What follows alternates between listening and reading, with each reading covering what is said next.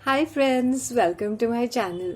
ये social gatherings का series है, तो मैंने सोचा why not make a part 3। सबसे इम्पॉर्टेंट चीज़ मैं भूल गई थी, alcohol consumption during these parties. तुम देखते हो कि लोग इतना हद से ज़्यादा, क्योंकि फुकट की दारू होती है तो पीते जाते हैं। Some of them even mix the drinks, तो फिर वो उल्टी करते हैं और फिर वो they are wasted and it's very pathetic. जैसे रंग में भंग डालना।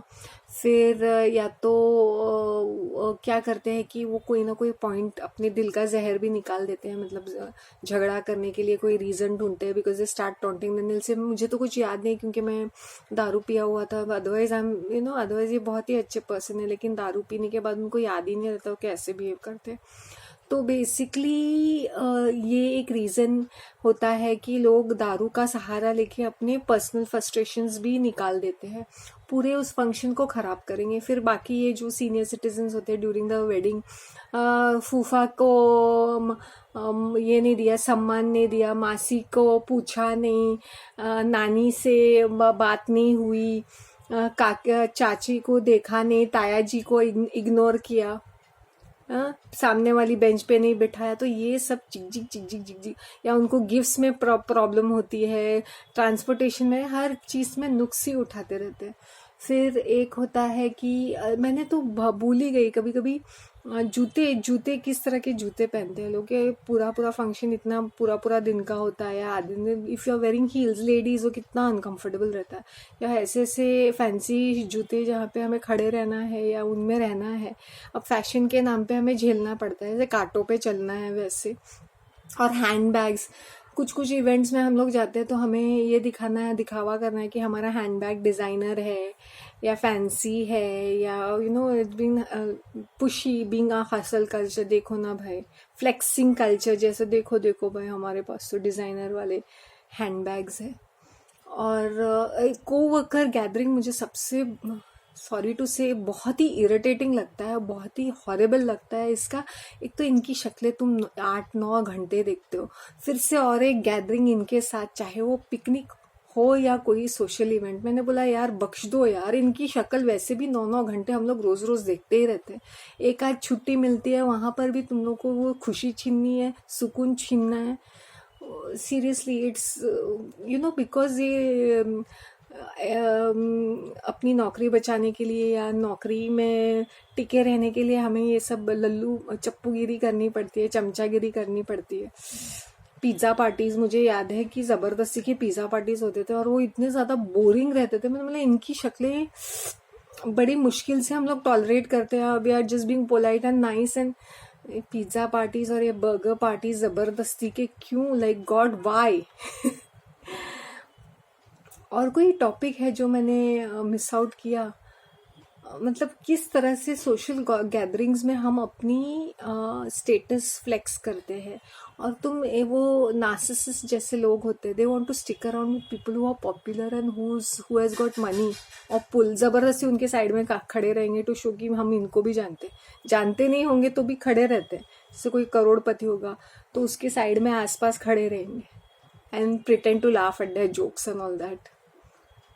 सो जबरदस्ती ऐसे स्टिक अराउंड करेंगे। और एक वो होता है कि ऐसे पीजे पुअर जोक्स कॉमेडी शो जैसा बना के रखते हैं, कितना बोर हो जाता है।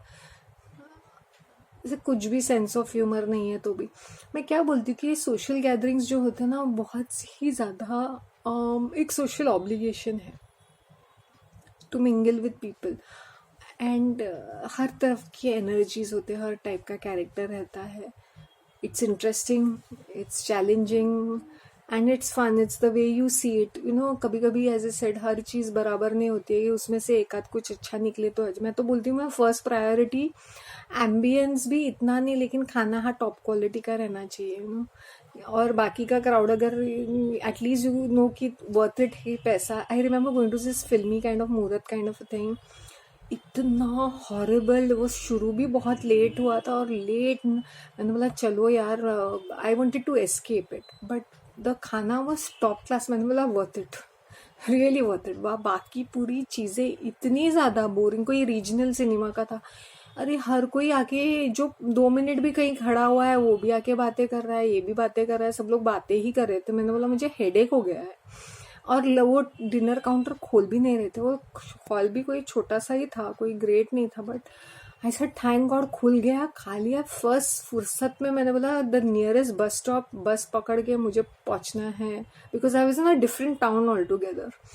इट वॉज टू लेट, और छोटे टाउन में it's very risky to really travel, but वहाँ पे बहुत चहल पहल थी, तो आई टुक द रिस्क ही उठाया मैंने बोला ऐसे कोई पागल की तरह। मेरा तो 15-20 किलोमीटर दूर था फ्रॉम द मेन सिटी।